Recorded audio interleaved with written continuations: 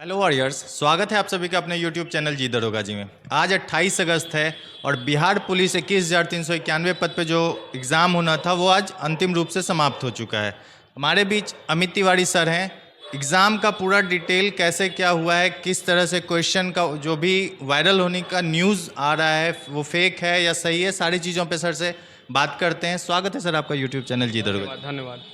Sir आज का paper कैसा रहा सर? 7, 11, 18, 21, 25 के मुताबिक टफ था, हार्ड था या सर ओवरऑल वैसा ही था? देखिए 25 वाला जो एग्ज़ाम हुआ है ना, वो ऐसा ही लड़कों का आज भी रिएक्शन आया है, तो वो पेपर उसी तरीके से है।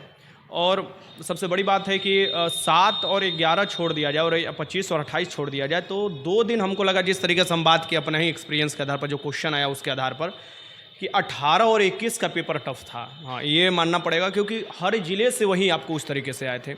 अब ज़िले वाइज भी यानी जोन वाइज आपका क्वेश्चन जो है अलग अलग, उसमें भी डिफरेंट देखने को मिल रहा है। तो ये चीज़ है कि ओवरऑल आज एग्ज़ाम ख़त्म हो गया, छठा दिन था, आज पूरा हेडक ख़त्म हो गया मेरा भी। अच्छा सर, बहुत बच्चे तो आज भी बता रहे हैं कि सर यहाँ का पेपर बहुत टफ था, भागलपुर का बहुत टफ था, तो मतलब आप कैसे ये चीज़ किस आधार पे बता रहे हैं सर?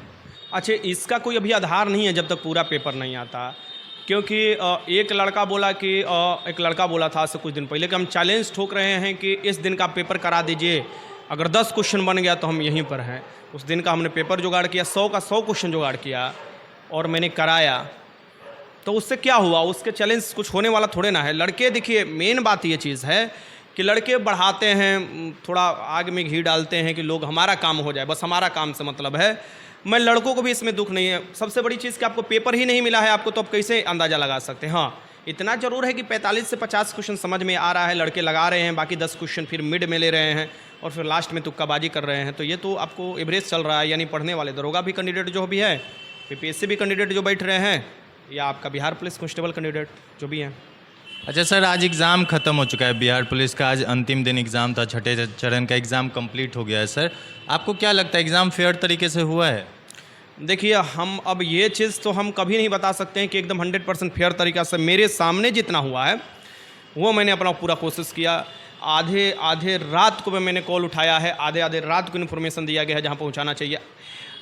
2 लोग कल रात को ही उठ गए थे, ठीक, इतना मैं आप लोगों को इन्फॉर्मेशन दे देता हूँ, ठीक है। तो मैंने रात भर काम किया है और मैंने जब भी आप लड़के ने उस जिस एग्ज़ाम के दिन था मैसेज किया, उसका तुरंत रिप्लाई गया है।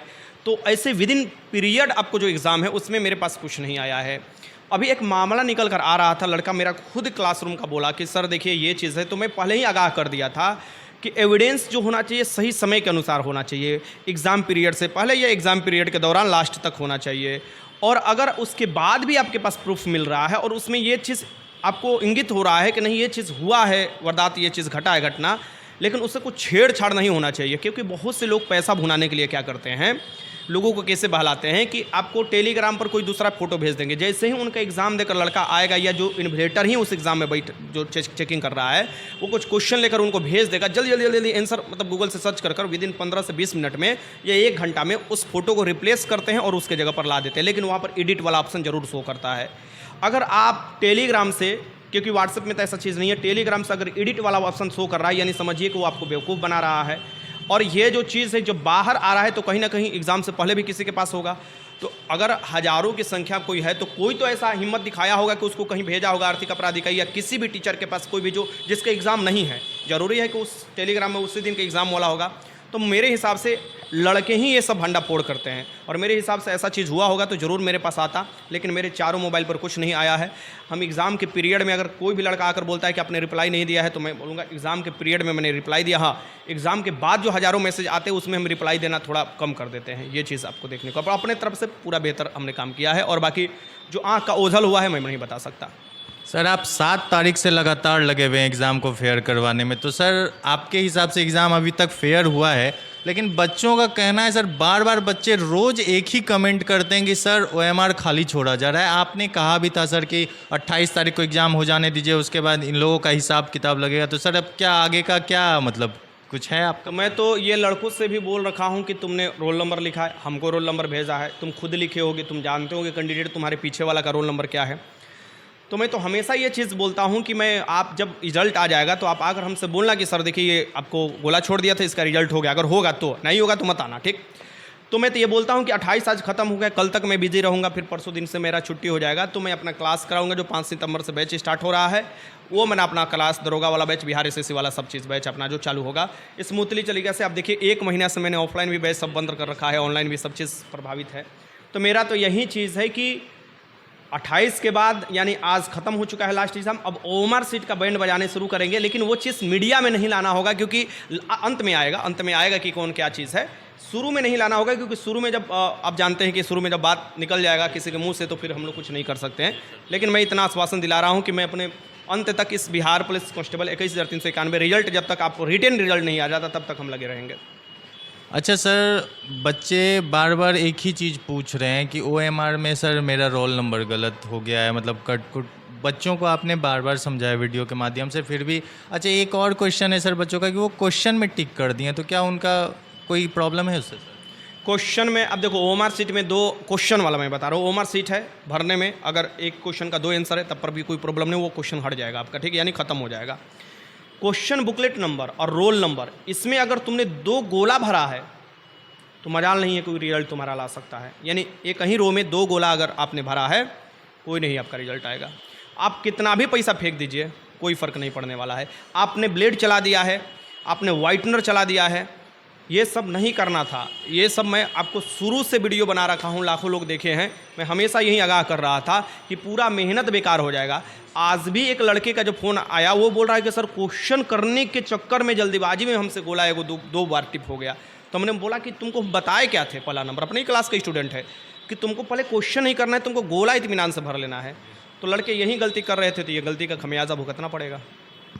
अच्छा सर, क्या कट ऑफ रहेगा सर आज के एग्ज़ाम को? जैसे हर एग्ज़ाम में मैंने आपसे पूछा है, आपने बताया भी है सर, तो कट ऑफ वही रहेगा या सर वैरी कर सकता है?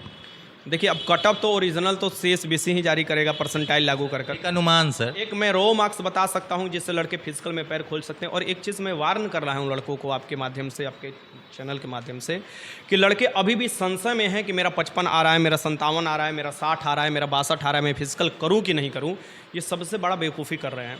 देखो मेरे फिजिकल से कोई लालच नहीं है, तुम फिजिकल करो, तुम रिटन कहीं से तैयारी करो, किसी के साथ जाकर खड़ा हो, ये जरूरी नहीं है कि तुमको हम अपने पास बुला रही है, ऐसा कुछ नहीं है। मेरा मतलब ये है कि तुमने इतना मेहनत किया तो उसका प्रतिफल भी मिलना चाहिए। अगर लास्ट में जाकर आप स्कोर नहीं कर पा रहे, लास्ट में आप पास नहीं कर पा रहे हो, तो उसका खमियाजा क्या होगा? पूरा 2 साल आपका बर्बाद हो गया। तो मैं बस ये चीज़ बोल रहा हूँ कि जो लड़के 55 से 57 किए हैं जनरल में, वो सेफ़ हैं, मतलब बहुत ही सेफ़ हैं। जनरल में 55 से 57। जो लड़कियाँ 45 से 47 की है ओवरऑल अगर देखा जाए तो वो सेफ़ है एकदम जनरल में। अब बहुत से लोग क्या है डरा रखे हैं, अब डरा रखे हैं, लेकिन 5-6 दिन बाद देखिएगा वो सीधे आ जाएंगे 55 पर आएंगे। आप देखिएगा, ये चीज़ मैं आपको बता दे रहा हूँ, आज भी बता रहा हूँ। सर बच्चे बोल रहे हैं sir paper wise percentile system लागू करने के लिए, सर इसके ऊपर क्या कोई आवाज़ उठानी पड़ेगी सर? ज़रूर, अगर नहीं हुआ तो फिर लड़कों के साथ बेईमानी होगा। और मुझे लगता है कि एक स्वर में सभी टीचर को ये बोलना होगा, क्योंकि आप भी देखें कि पेपर का लेवल अलग अलग है। नालंदा का कुछ अलग है, सिवान का अलग है, पटना का अलग है, रोहतास का अलग है। सो मेरे हिसाब से ये अगला हम लोग का टारगेट होना चाहिए और इसमें सभी टीचर का साथ चाहिए, एक इंसान से नहीं होना चाहिए। क्योंकि अगर पेपर वाइज अलग अलग पेपर है तो परसेंटाइल भी अलग ही बनता है, पेपर वाइज ही बनता है। क्योंकि परसेंटाइल लागू करने का कोई मतलब बन नहीं जाता है जब आप पेपर वाइज नहीं कीजिएगा, तो अलग अलग पेपर है तो ये चीज़ आपको देखने को मिलेगा। और आज अटेंडेंस जो है वो 68% है। इससे पहले 67% था, उससे पहले 65 था और 2 दिन 64 था। मतलब ओवरऑल 65%। ओवरऑल हाँ, एवरेज में 65%। हाँ। अच्छा सर, बच्चे ये जानना चाह रहे हैं सर कि मतलब जैसे कि उनका NCL पुराना है, नया है, इसके ऊपर भी कुछ है सर? NCL और EWS का मामला ही अलग है, वो रिटेन के बाद पता चलेगा। और वो मामला में जो आएगा मुझे लगता है कि फिजिकल टीचर को आगे बढ़ना चाहिए, क्योंकि वो तो भाई अब उसके बाद वाला प्रोसेस है ना। तो मुझे लगता है कि बढ़ चढ़ कर बाहर आना चाहिए और लोगों को सपोर्ट करना चाहिए कि हम उस समय खड़ा रहेंगे अगर ऐसा कुछ आपके साथ ज़्यादती होता है तो। बाकी तो लास्ट में हम वही भी किए हैं सर। तो जैसा कि आपने बताया कि ओवरऑल एग्ज़ाम फेयर तरीके से हुआ है, बाहर पेपर नहीं आउट हुआ है, और अंदर से अब जो भी चीज़ें होंगी OMR को उसके ऊपर आपके द्वारा जो भी एक्शन लेना है वो लिया जाएगा सर। देखिए निगाह तो बनाए रखेंगे और जो अपने तरफ से जितना है हिम्मत उतना तो लगा रहेगा।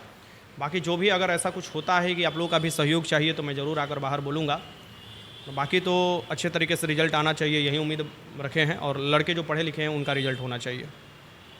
तो चलिए, मैंने सर से सारी चीज़ों पे बात कर लिया। और एक चीज़, हाँ सर, एक चीज़ और पूछना था, बच्चे आपके नए बैच के बारे में जानना चाह रहे हैं सर।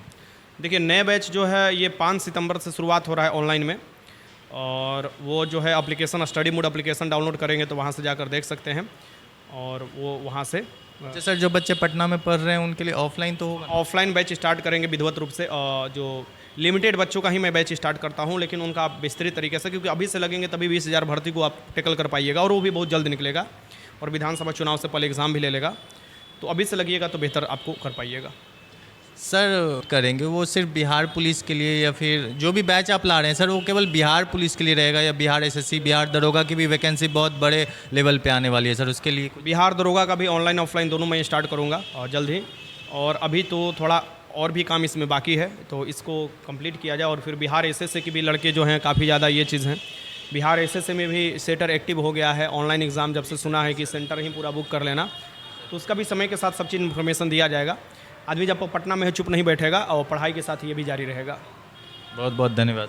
धन्यवाद। तो चलिए, मैंने सर से सारी बातों को पूछ लिया। अगर आप लोगों को लगता है कि कोई भी चीज़ें मुझसे छूटी हैं पूछने को, तो आप कमेंट कीजिएगा, मैं सर से पूछकर आप लोगों को इसका जवाब दे दूंगा। और एक चीज़ और है कि जी दरोगा जी चैनल जो है इनको सब्सक्राइब कर लीजिएगा, ऐसे ऐसे लोगों की मार्केट में और आपको समाज में ज़रूरत है जो बात सच्चाई बाहर लाते हैं, सो ज़रूर आप सब्सक्राइब कर लीजिएगा। धन्यवाद। धन्यवाद।